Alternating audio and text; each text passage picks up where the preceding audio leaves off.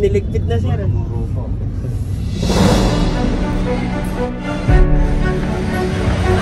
Bulan sila.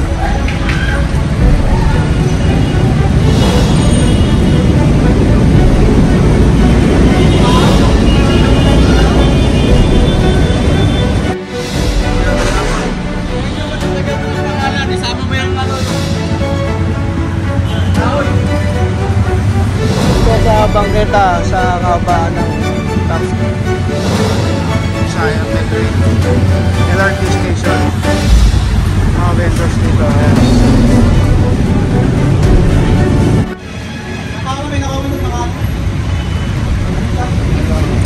Mismo Tagalog yung pumapulot ng mga kalat dito sa area.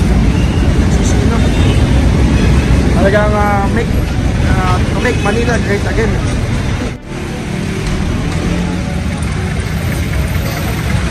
So yun yung mobile ng Special Mayor's Reaction Team.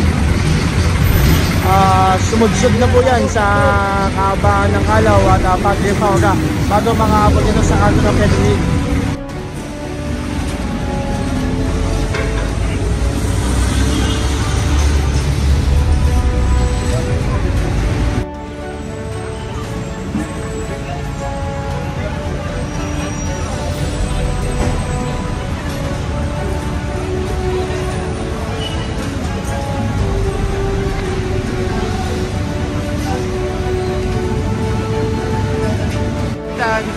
Ayan, yung mga paninda.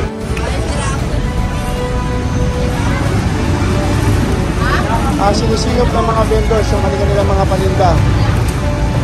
Yan, pinapakita ng pangalan para alam po nila kung kanino yung mga kinagda sa